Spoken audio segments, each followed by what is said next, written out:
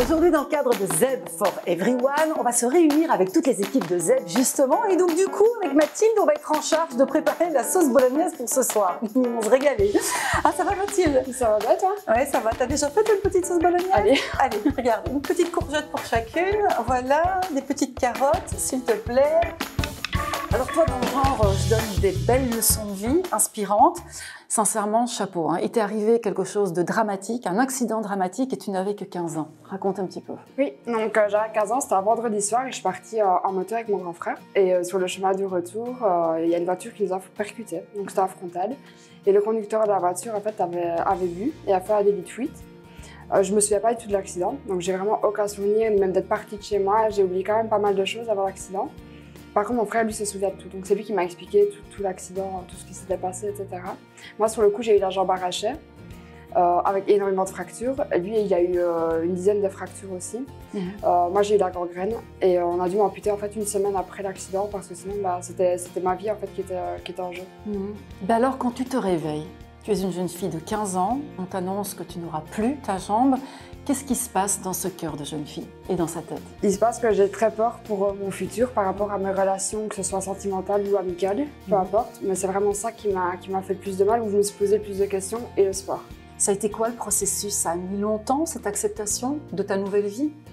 Directement. Directement? J'ai jamais eu de souci avec mon corps, en fait. De me dire, bah oui, j'ai 15 ans, donc c'est vrai que c'est l'âge où c'est jeune et c'est l'âge où on veut se faire jolie, etc. Ouais. Et j'ai l'impression, en réfléchissant, que j'ai toujours directement accepté mon corps, où j'ai jamais essayé de cacher que j'étais amputée. Et non, alors tu t'affiches totalement et tu t'assumes totalement en mode amputée. T'as pas de prothèse? J'ai une prothèse, mais c'est très douloureux. Donc voilà. Et donc je suis passée par la case obèse et je me suis fait opérer. Et donc à cause de l'obésité, j'ai plus pu marcher. C'était vraiment trop compliqué pour moi. Et donc, j'ai arrêté de marcher à cause de ça. Le fait d'être amputée, le fait d'avoir été obèse, est-ce que tu as eu des gens qui t'ont mal jugé, qui t'ont regardé, qui t'ont... Pour le poids, oui, forcément, parce que je pense que voilà, dans une société où il faut faire une certaine taille, un certain poids, rentrer dans les normes, mais pas parce que voilà, quand on fait partie des grandes tailles, on est hors normes, il faut aller dans des magasins spécialisés, etc.